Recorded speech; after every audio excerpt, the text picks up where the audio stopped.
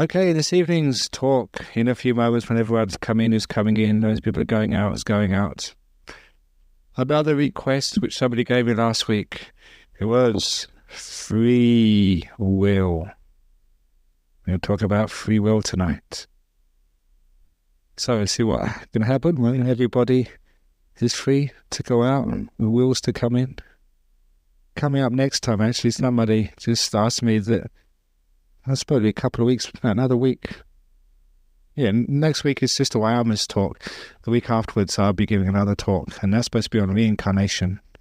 So I'm going off to Singapore tonight, but I promised I will be reincarnated here in 2 weeks' time, in time to give the talk on reincarnation.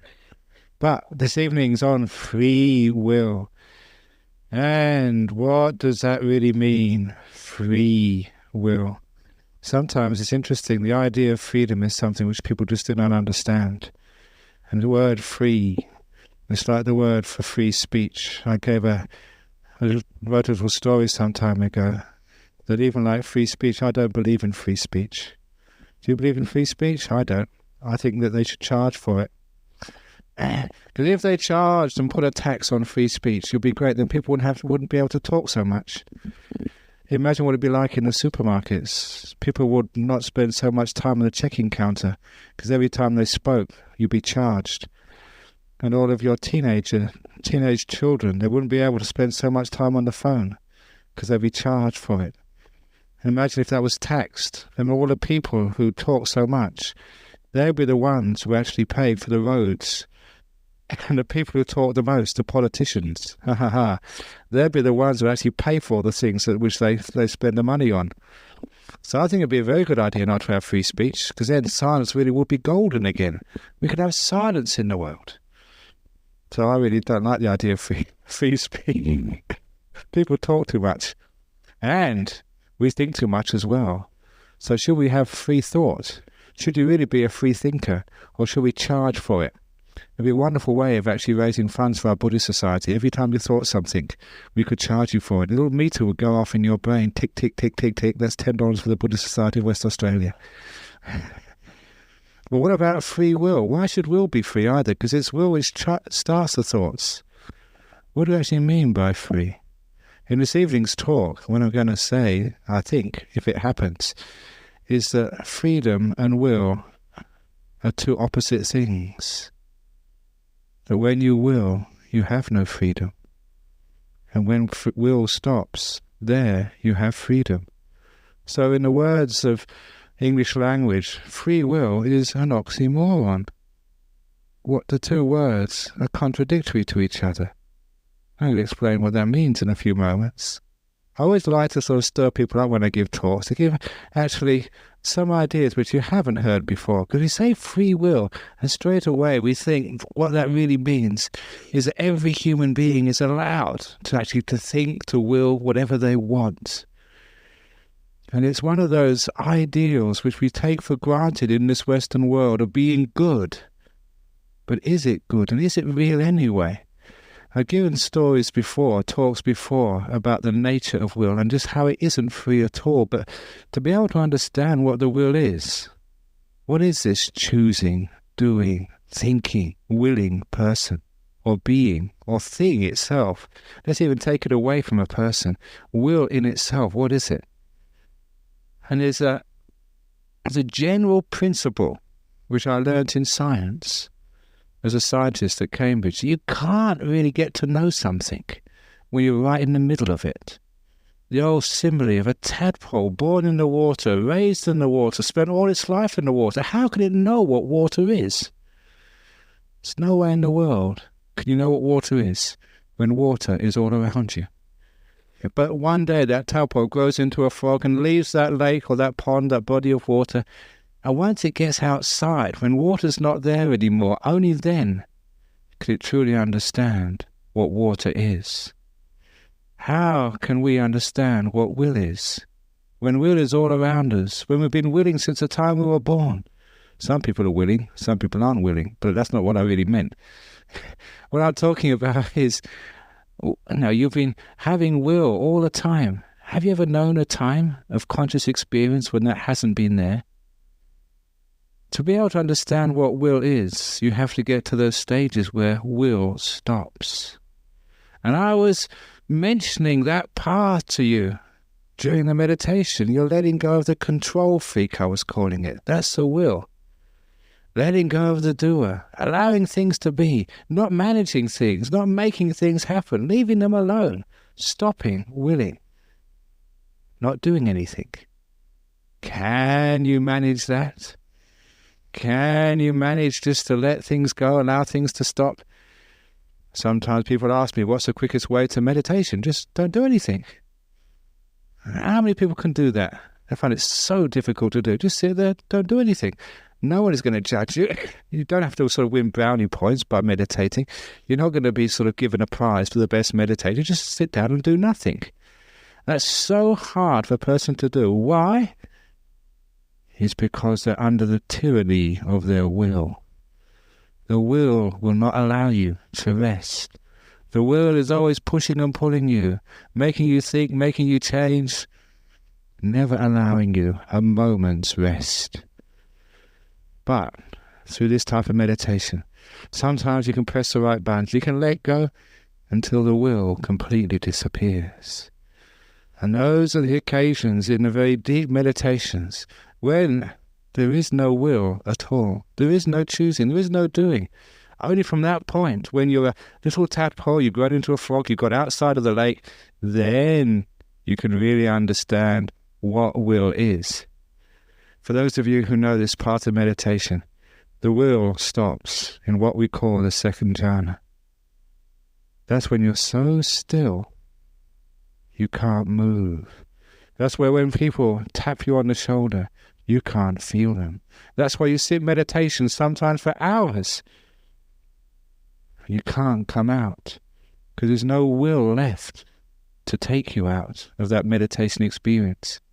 Now that might sound weird to many of you, but that's actually true. That's one of the characteristics of that deep stage of meditation, where you're almost like a stone, perfectly alert, blissed out of your little skull, but unable to move because will has stopped.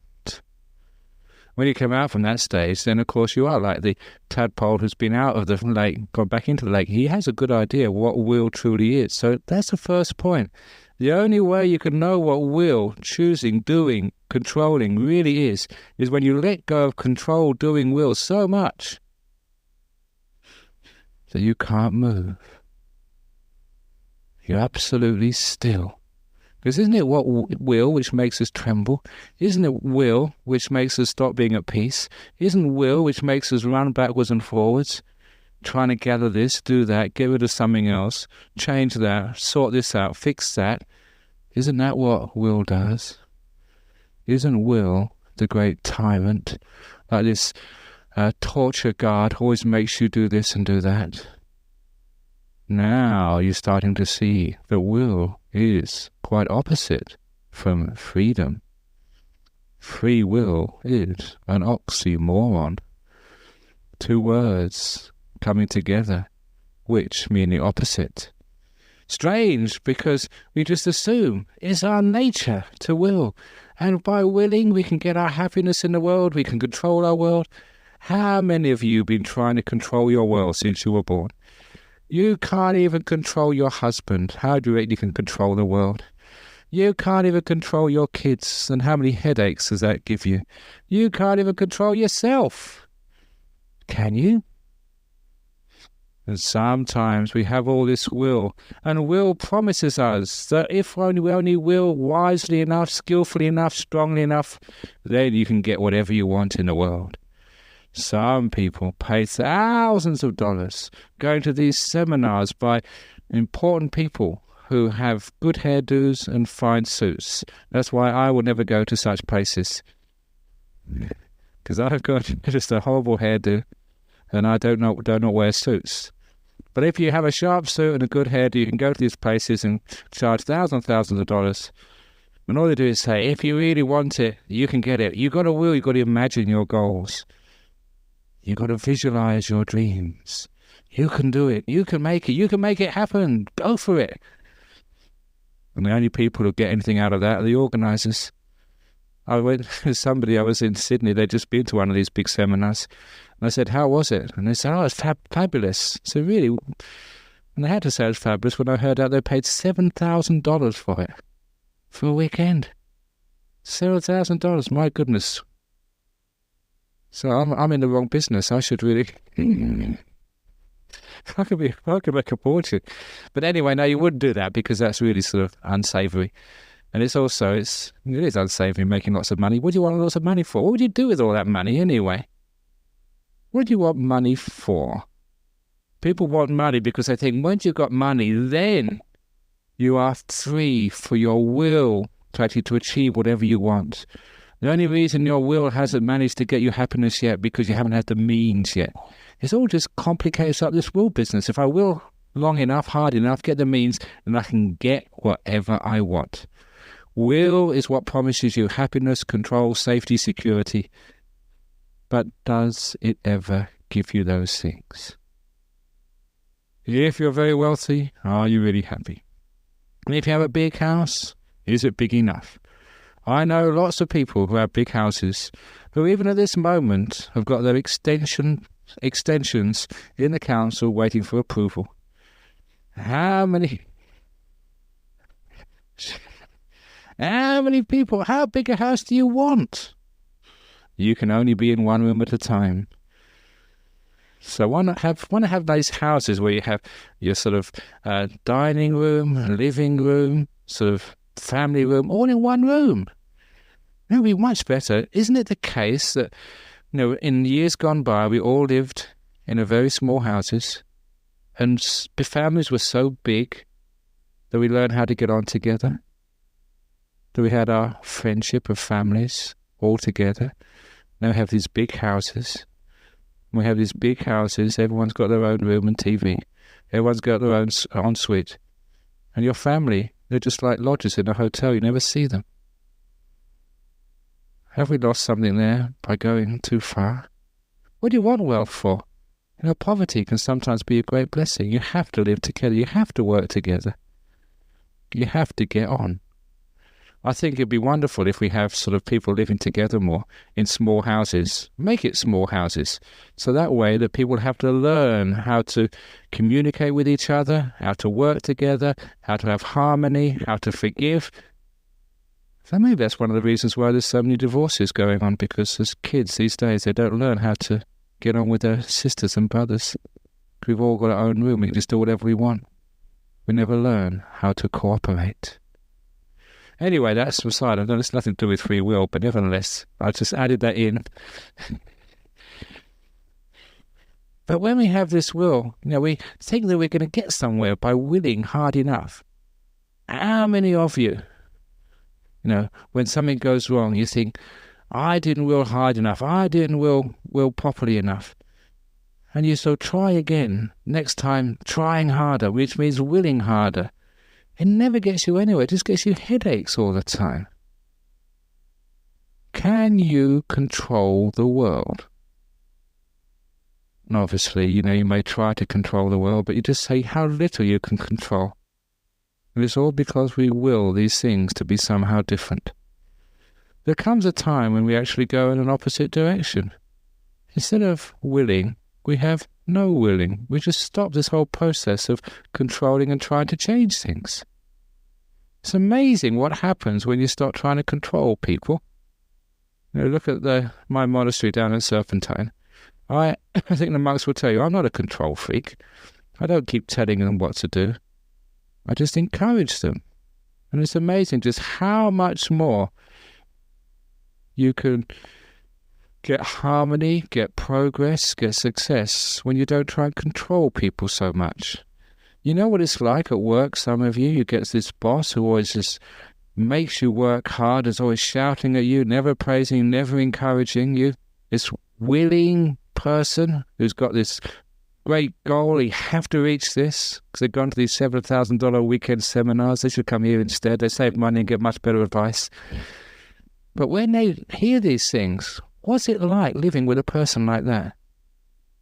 Can you actually work with them? What's it like under a person who's like a tyrant? After a while, you just can't stand that job. You want to go somewhere else. And you realize that when your boss, instead of is like a tyrant, always telling you what to do, ordering you, being forceful, if you're with a boss who's encouraging, who's kind, who's understanding, then you find actually that you're not forced to work hard for such a person. You find you want to work hard for such a person. The person encourages you, inspires you, they're a good person, they're trying hard, they're kind to me, I want to be kind to them. And that's certainly the way that I've run the monastery down at Serpentine. By being kind to my monks, they are kind back to me. It's called the law of karma. Now this is an example. If you're a tyrant, if you're mean to others, others will be mean to you. And isn't a lot of will being mean to yourself? Willing yourself so hard, I've got to do this, I've got to do that, come on, get your act together, me. Instead, can't we be kind to ourselves?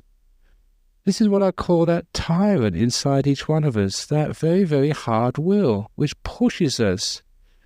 And unfortunately, our cultures say, yeah, we've got to sort of create that will, that strength of will. Be a strong-willed person, then you'll succeed in life. What do you really succeed in?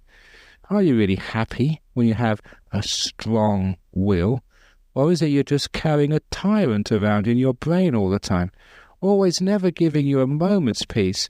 So you've got to work harder, you've got to make more money, you've got to get on in your company, you've got to get on in your monastery. My goodness, you've been 8 years as a monk, you're not the abbot yet. Or whatever it is, surely can't we sort of stop that business and just be kind instead? Because when we stop the will, instead we can have like the kindness as well. The kindness instead. What is kindness? What is loving kindness? You've heard me say this before. It's a beautiful description of what love truly is. The door of my heart is open to you no matter who you ever are, no matter what you do. My own father's description of loving kindness, the door of my heart is open to you.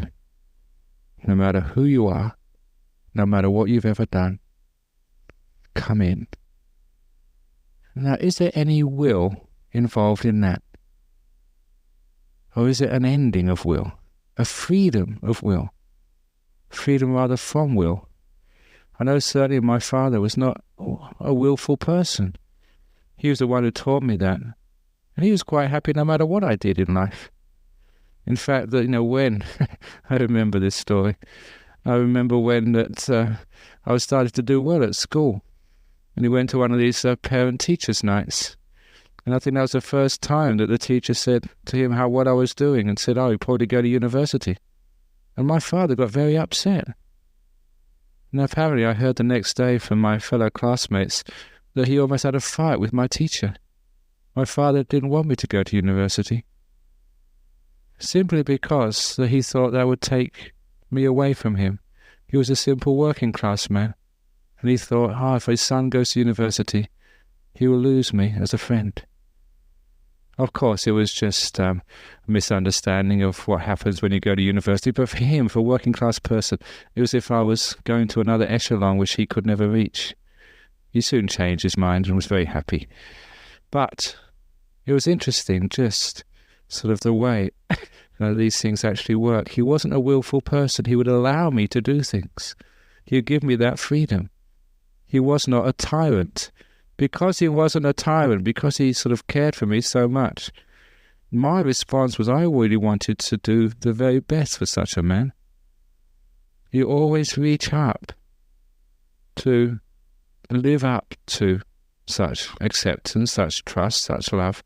And it's the same in a business. If as a boss, the boss is caring and kind for the people underneath them, for the workers. If they're understanding, caring, we've got a job to do, but now if you're too ill, then don't do it today. Then people would work harder. You get much more out of the job.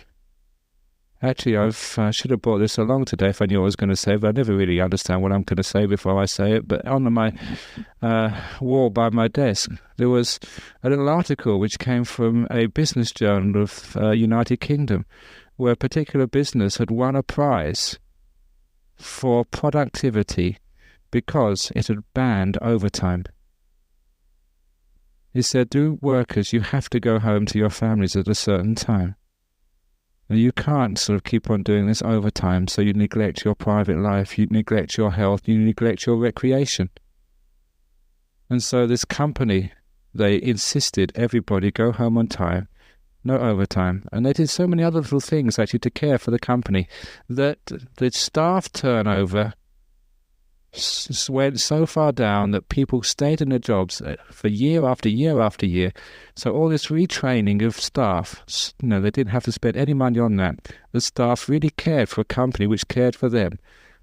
And their profits, their productivity went up so much, it won a business award in the UK as an example of how kindness and caring actually work for an economic concern, a company, a business. And that sort of impressed me, because that's actually what happens not just with a company, not just with a monastery, but with ourselves. We should care for ourselves more instead of being so willful.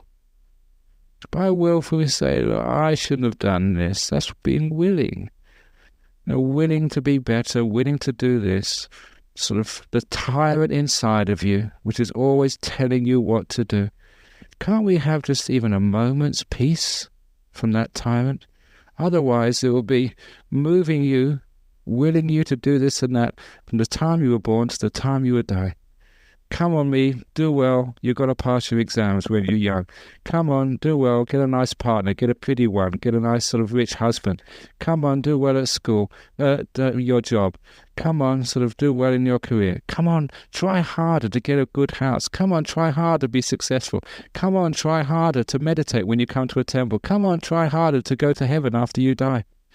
Always willing ourselves to sometimes sort of live up to something. And we're always moving, being pushed. Do you ever find or feel inside you're always being pushed around? You're never being accepted. You're never have this feeling of freedom just to be who you are. Can you understand how will and freedom are two opposites? Every now and again, we have to stop the journey. We have to just stop and rest. Every now and again, we have to turn off the engine of our car. The engine of our car is will, what drives us through life. If we're always being driven through life by our will, whenever can we have any rest, any peace? It's wonderful if we can just stop willing for a while and just stop. Trouble is, a lot of time we sort of, the only time, or when we say stop willing, we try and will ourselves to stop willing. And of course, that's not stopping at all, that's more willing. And it's the same with this opposite of willing. You probably have all figured it out by now. The opposite of will is letting go. And this is one of the hardest things to do nothing. You say, come on, do nothing. That's more doing, that's more doing. Let go, come on, let go, let go, let go, let go. That's not letting go, that's making yourself let go. That's willing yourself to let go. For those of you who've been meditating a while, can you understand what your mistake is?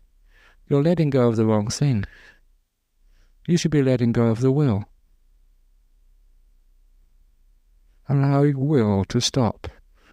So you allow the world just to be. You're not willing it to be any different. Through wisdom, you're understanding just how everything in this world has its place. I said this last week, but I've been saying this for many times in my monastery. I told it to just one of the Anagarikas this morning. You look at our monastery, and I pointed out a dead tree. I said, don't cut that down, because that's the place where the birds nest. The dead trees in a monastery are just so important. So are the sick trees, so are the old trees, so are the young trees. Every tree in the forest has its place. So why do we want to change it? Every person in the world has their place. So why do we want to change things? You are perfect as you are. Why do you want to change things through will? We always want to be different. We always want to be better. We always think we can somehow achieve something more. But when we actually stop, especially in our spiritual life, when we stop all our winning business, Only then can we accept ourselves as we are. Only then can we have some rest. Only then can we ever find any peace. Otherwise, if you cultivate will again and again and again and again and again, you find you'll never have any peace in your life, never have any satisfaction, never have a place where you can truly rest. Unfortunately, this thing called will is so conditioned into us, it's very hard to stop. It's as if this thing just has a mind of its own. And this is actually, it does have a mind of its own. This is what we call ourself, our being, me. So often we think it's me who does this willing. That's why I like to tell a couple of stories, just to prove that it's not you at all. You can let go of willing when you realize it's nothing to do with you. It's been put in there by somebody else. Those stories I have about, because I always thought that I was the one who was doing the willing. And I always thought, in the way that most people understand free will, that you can choose to do whatever you want. I thought this was a free society until I started learning some basic psychology. And you understand that this thing which you call choice and will, it doesn't come from you at all. It's conditioned. You've all been brainwashed. One of the first times I realized this, when I was a young man, how many young people want to be rebels? I decided to be a rebel, and I got my green velvet trousers, even though my mother didn't like that at all. This was in the late 60s, and I was so proud of my green velvet trousers. I was the only one who had green velvet trousers, I thought, until I went to one of these rock concerts, these rock festivals where thousands of people came to listen to these rock bands. And that was the time I found 10,000 other people with green velvet trousers. I wasn't being an individual at all. I was just wearing another uniform. It's called fashion. Why do you wear the clothes you wear? Fashion. Why do you choose those things? Why is your hairstyle like it is? Did you freely choose to have your hair that particular way? Did you freely choose to wear those particular clothes? Or were you just brainwashed by the fashion industry to wear those things?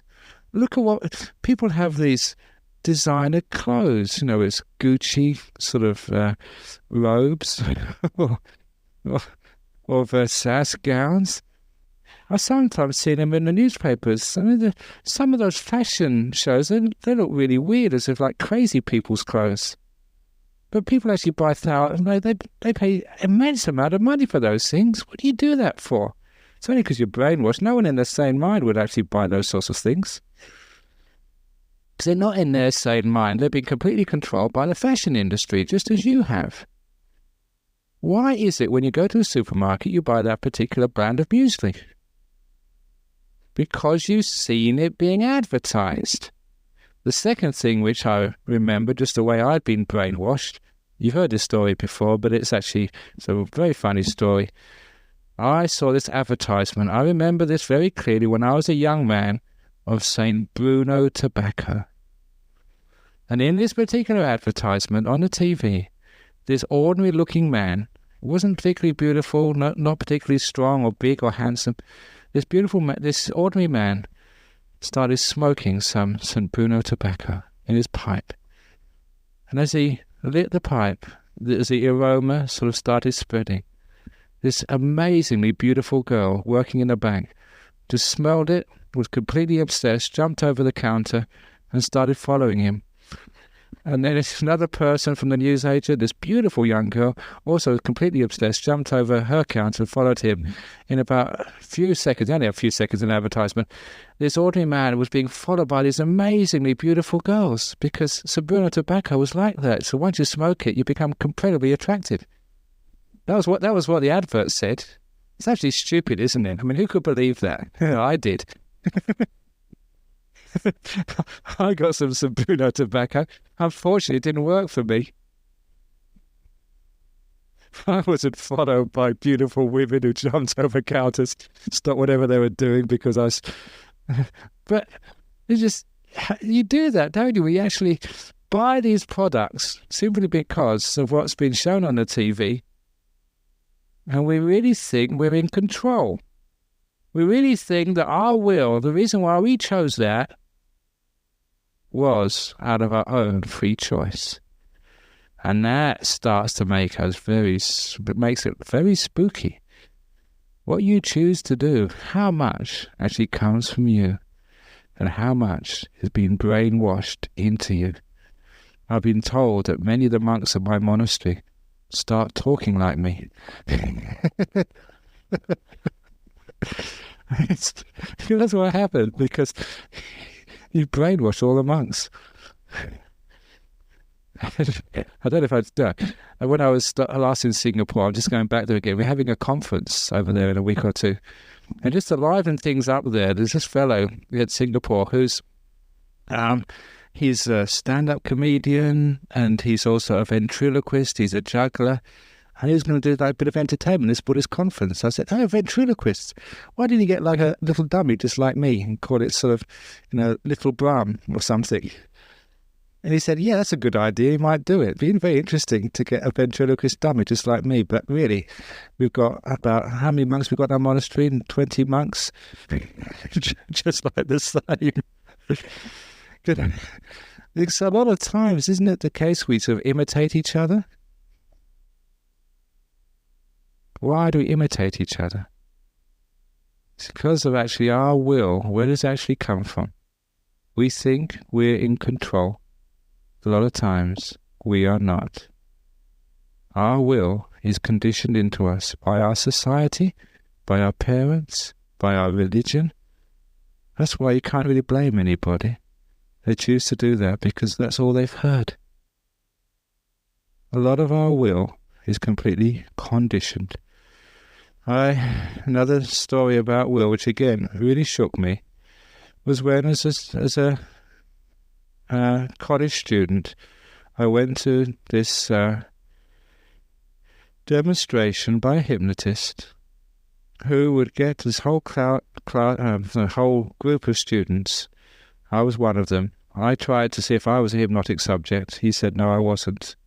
I was very happy afterwards when I found out what happened to somebody who was a hypnotic subject, because they hypnotized this student completely. And in front of all the people watching, this hypnotist said, later on, I'm going to give you a suggestion. When I touch my right ear, you are going to stand up and sing the national anthem. It's the British national anthem, God Save the Queen. And then he gave them a post-hypnotic suggestion. Well, he took him out of hypnosis, but before he did, he said, you won't remember anything which I've just told you, but you will remember when I touch my ear to stand up and sing the British national anthem. And when he took this young student out of hypnosis, he sent him back to his chair. And of course, we'd all seen what was happening. And just like every other student in that lecture, I couldn't wait until that sort of hypnotist actually touched his ear. Was waiting for it. He came close a few times. I'm sure he was sort of just winding us up. But then he actually touched his ear. And as soon as he touched his right ear, this student, in the middle of the lecture, in the lecture hall of maybe 100 students, he stood up and in a loud voice saying, God Save the Queen. And everyone else burst out laughing, but he wouldn't stop. He just carried on till the end. And it's so embarrassing. And we asked him afterwards, so he was asked, why did you do that? And he gave a cogent reason. To him, he thought he'd freely chose to sing the British national anthem in the middle of a lecture. To us, it was quite clear he'd been completely conditioned. When we saw that, we realized the things which I do. Are they really coming from me? Or are they just conditioned by my parents, by my friends, by my society? When you actually look deeply into it, it is all completely conditioned. You have been controlled by your society, by your upbringing, by your conditioning. That's a weird thing to understand. But once you understand it, once you know what's going on, you know just how this mind is completely subject to conditioning. At least you can condition it in a good way. You can condition it in a good way by coming to the Buddhist Society of West Australia on a Friday afternoon or Friday evening instead of watching the TV. It's much cheaper. You don't have to buy so much. But more than that, once you understand just how the mind is conditioned, you can work with those conditionings. What we call it in my monastery is learning how to program yourself, program mindfulness. Because sometimes people actually come along and they say, I've got these problems in their life. Sometimes, for example, they're angry people. They say, I can't stop getting angry. What should I do? I say, well, look, that anger is conditioned. You can recondition yourself. And how you program mindfulness is that when you're not feeling angry, when you're feeling relaxed, you sit down and you make resolutions to yourself. You say, when this trigger happens, you find out this person or this event, and maybe just because you get tired, or maybe when you come home after a busy day at work, and you get angry at your wife or your husband or your kids or whatever, find out the trigger, find out your situation, and when you're far away from that situation, when you relax, tell yourself, look, when I come home, I will not get angry at my wife. When I come home, I will not get angry at my wife. When I come home, I will not get angry at my wife. You repeat it to yourself 2 or 3 times. That's what I do. Not that I've got a wife, but it's other situations. I'm a very good monk. But this is just an example. You make that resolution to yourself, and it's amazing just how it works. Now you find that you've made that resolution to yourself, you've actually programmed your mind, you've brainwashed yourself, you've conditioned yourself like self-hypnosis. And then you come home from work, the same old situation, you're about to follow the same obsessive habits, and you're about to get angry, and something comes up into your mind and says, no, I won't. And after a while, you realize that that's come up because you put that conditioning in there. You've deliberately reconditioned your mind. It's amazing how powerful that is. If you don't believe me, try this experiment tonight. This is a very common meditation experiment.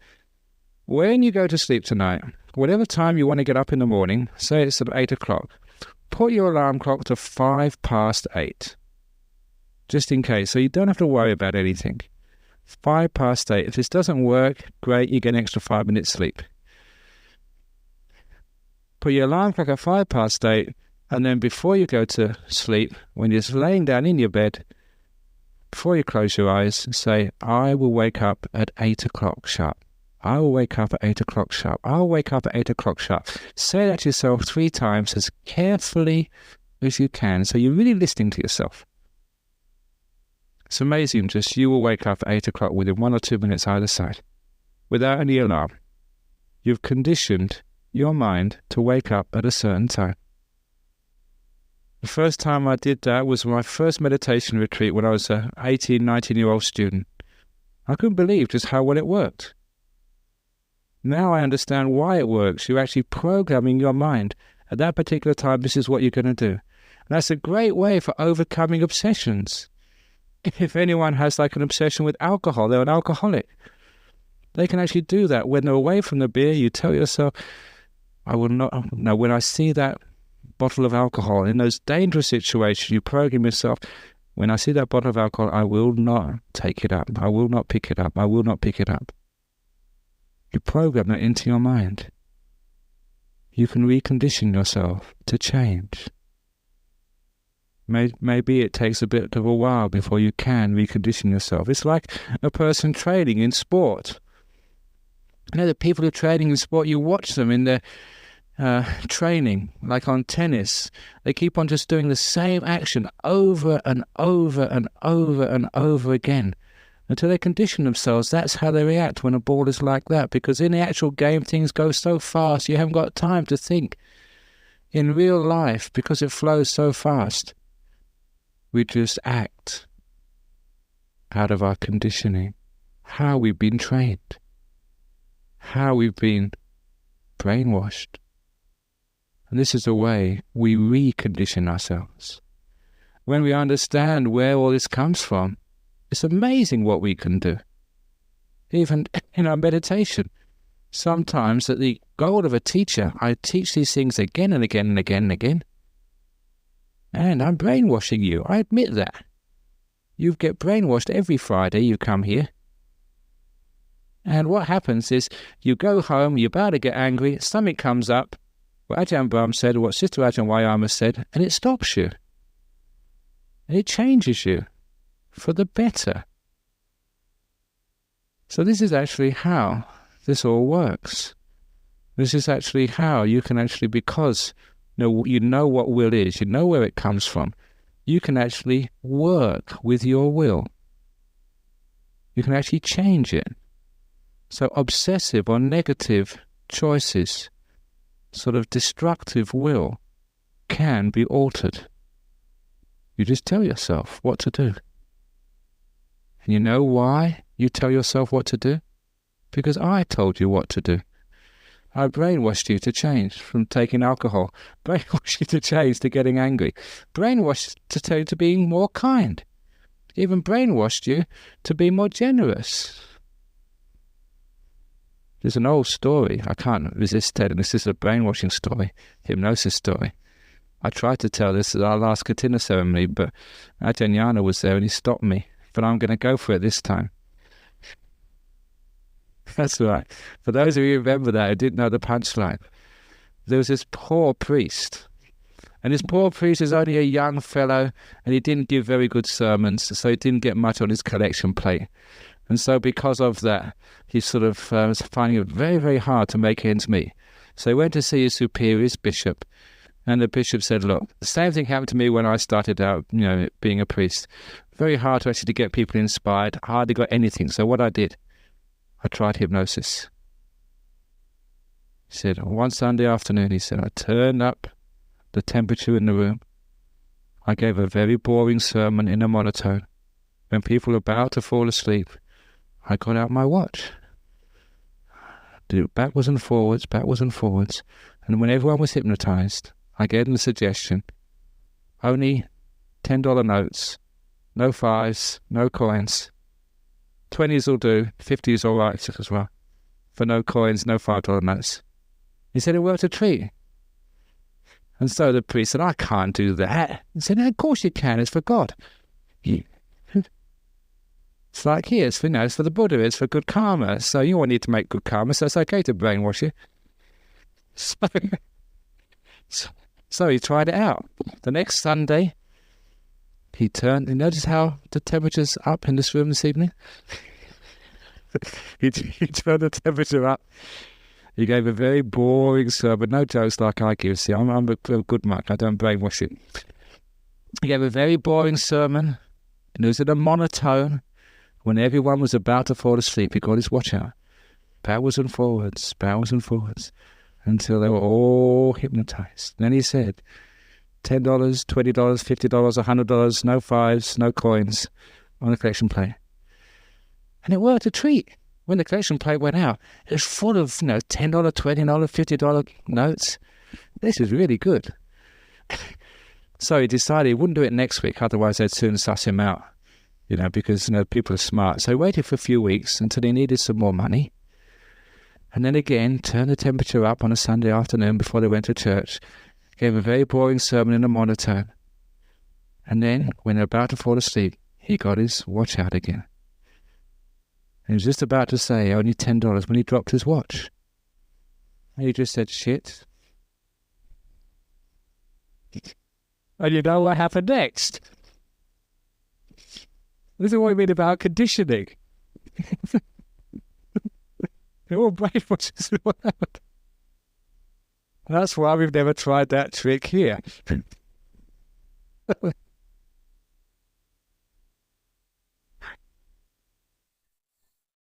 Because it wasn't their fault. It wasn't their free will.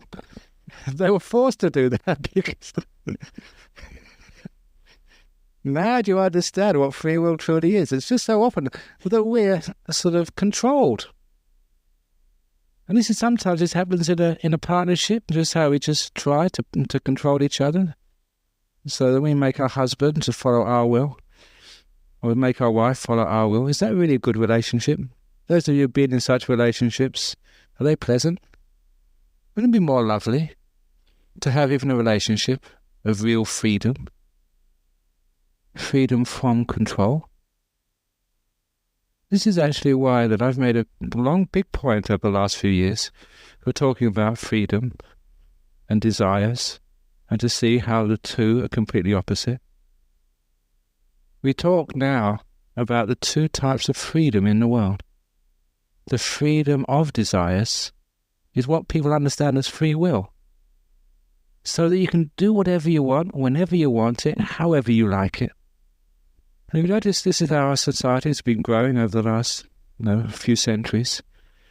Giving people the power, the wealth, the means to fulfill whatever desire you want. Even whatever movie you want to listen to, you can go on Sky TV, you can get DVDs, you don't even need to go to the movie theatre anymore. Whatever food you want, you've got so many restaurants. Again, you don't even need to go out, you can ring up for home delivery. Whatever Dhamma talk you want, we've got these MP3 CDs with hundreds of Dhamma talks on. You don't even need to come to the centre now, you can listen to all this on the internet. Anything you want is getting more and more and more. Our society is called the free world by Mr. Bush, and Mr. Howard as well, and Mr. Blair, because they think this is the freedom of desires. But I ask you, how many of you really feel free? You are more wealthy than your parents. You've got more ability to come and go, to be entertained, than the people who came before you. But do you feel free?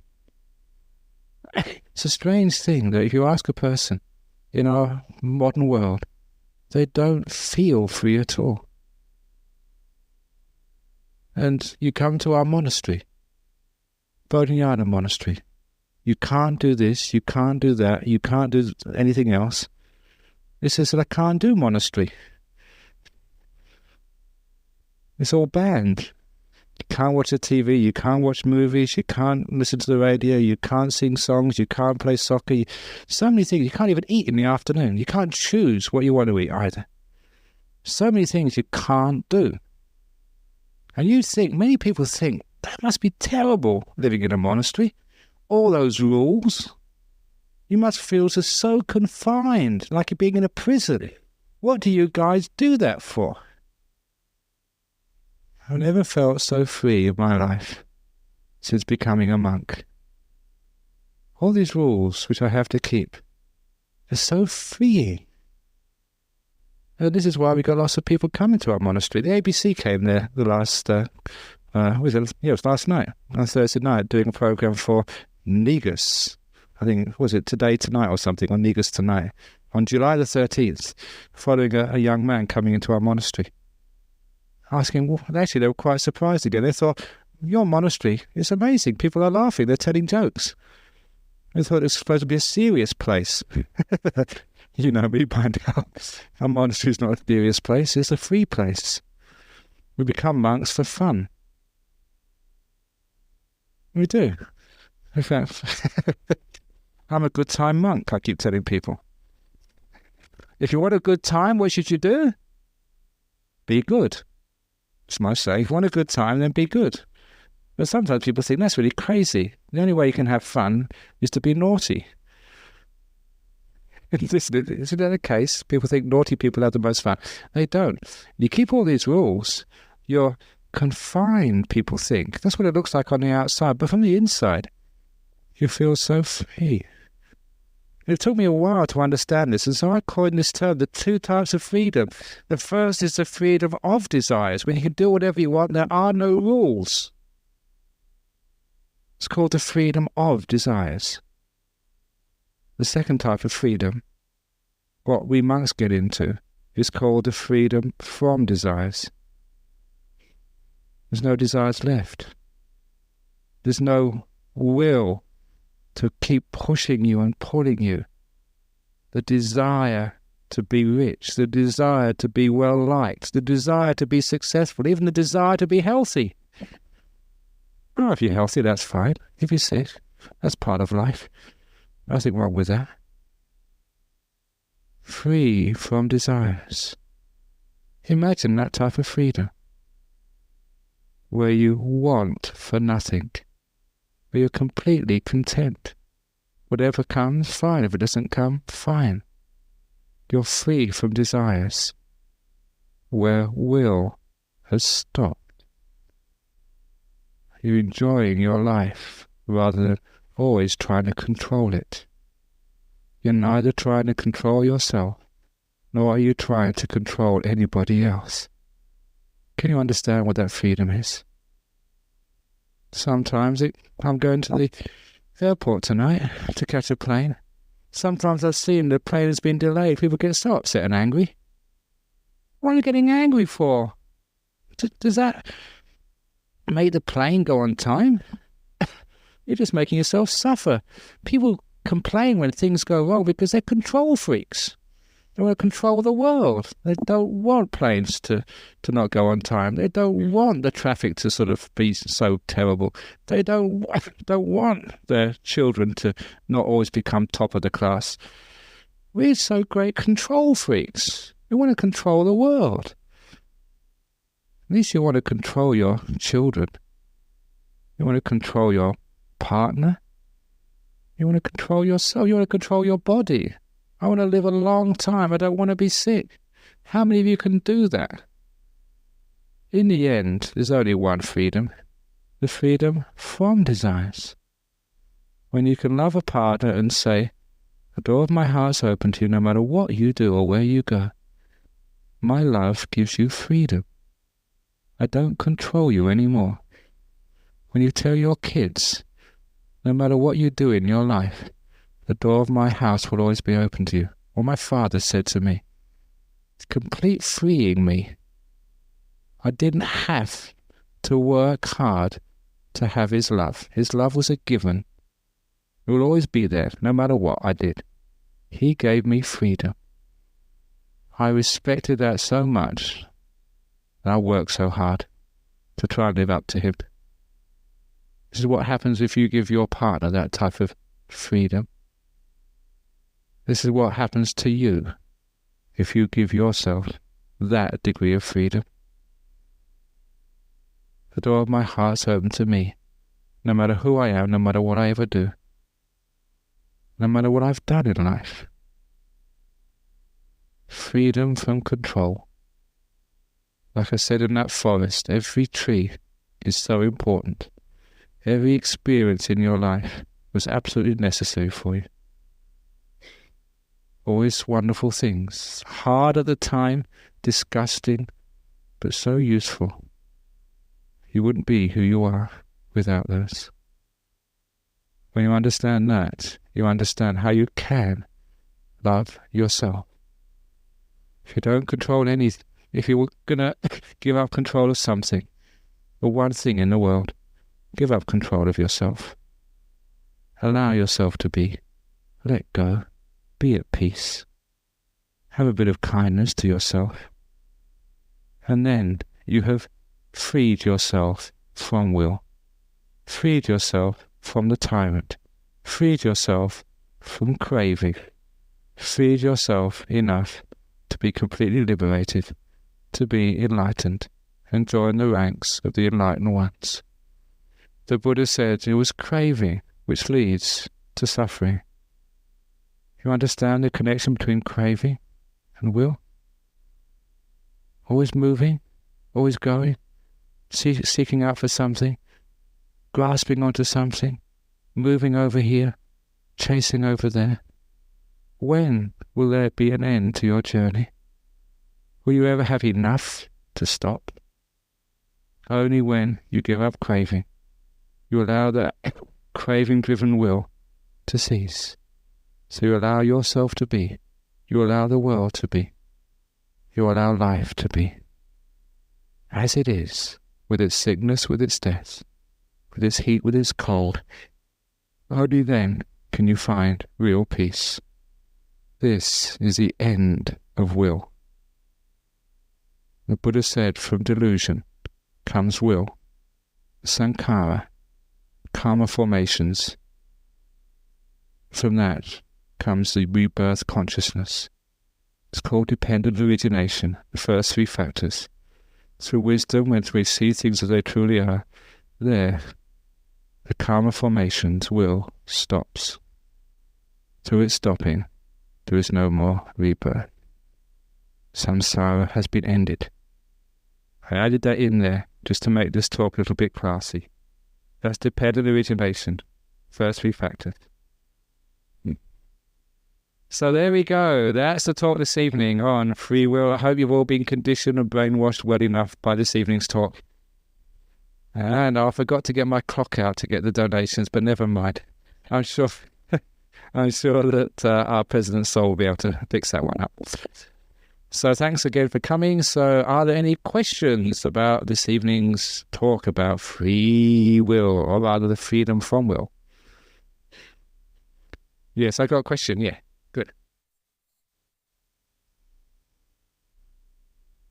How do you work against aversion? You make peace with aversion. Like, aversion is just one of these clouds which come up into your mind. Trouble is, what most people do, they have aversion, something they don't like, and they get averse to aversion. So we get these double aversion. It's like we get guilty. We feel guilty about being guilty. I'm supposed to be a monk. I'm not supposed to feel guilty. So we feel guilty about being guilty. We have suffering. We don't want to have suffering. That's called double suffering. We're such complicated people that we actually add so much just to the normal things of the mind. If you've got aversion, make peace with aversion. Aversion, the door of my heart's open to you. Come in. What you do then is actually you undermine aversion. Aversion, you're cutting off its fuel supply. It just burns out very quickly. Because when you make peace with aversion, then after a while, aversion cannot last. It cannot live there. You're just at peace with things then. So, aversion has come up in your mind because of old karma, the way you've been thinking in the past, the way you've used your mind in the past. And there it is. Here it is, it's aversion. Now, what am I going to do with it? You make peace with it. If you make peace with aversion, then making peace is the karma of the present. What are you doing with this? Then you find by making peace in the moment, making good karma now, the future must be good karma, good results. You're making peace in your mind. What you experience in the world is a result of the past. How you're experiencing it is how you're making your future. If you're averse to the aversion, aversion carries on. If you're at peace with aversion, then peace is what grows in the future. Is that clear? Okay. So what happens? Yes.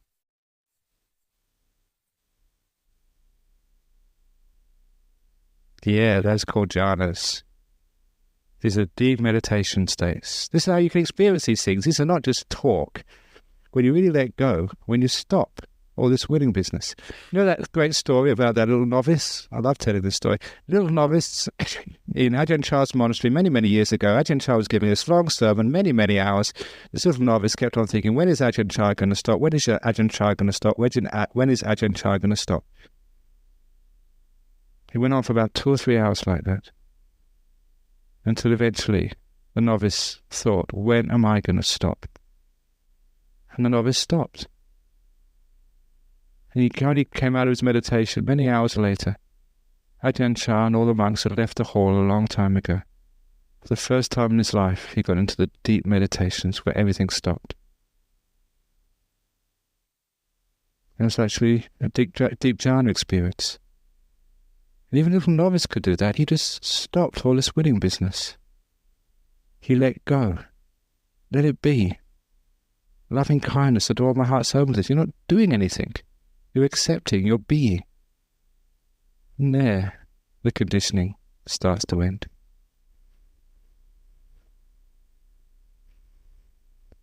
So, it's not that hard to do. All you need to do is nothing. Hey. It's so hard. Well, so whenever you're meditating, you find it's hard to do nothing. Ask yourself, why? Because will. There's always something that moves the mind. You have thought comes, I should do this, I should do that. That's called will. And even when you've got nothing to do, I should be doing something. That's will again. And it's all conditioned. And I'm trying my hardest to uncondition you, or rather brainwash you, so you see things a different way.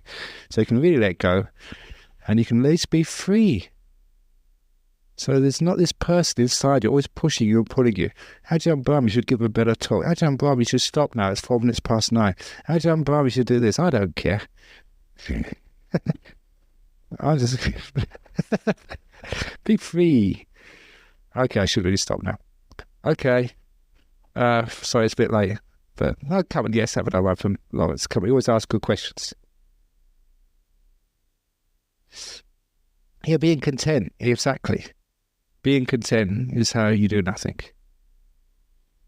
And after all, I mean, why do you strive so much? Because you want contentment. You want peace. You think, once I've got my beautiful house in the country, then I'll be content. Once I've paid off my mortgage, then I'll be content.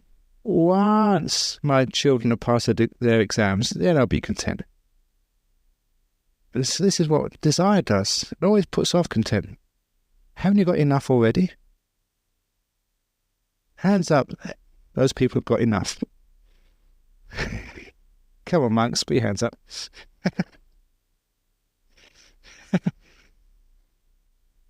Whenever can you retire? I retired at 23. Got no superannuation. Who needs superannuation? I don't believe a word of Mr. Costello. When you got contentment, what more do you want? It's discontent. That's actually caught up with will. Discontent is actually what generates will. When we're discontent, we're willing to do something. When you're content, really content, all the will ends. You don't need much to be content. In fact, you don't need anything at all. You've already got enough to be absolutely content. I hope you're content, because that's all you're getting. Okay, come on, let's have some adverts now, Mr. President. Thank you very much, Ajahn Brahm.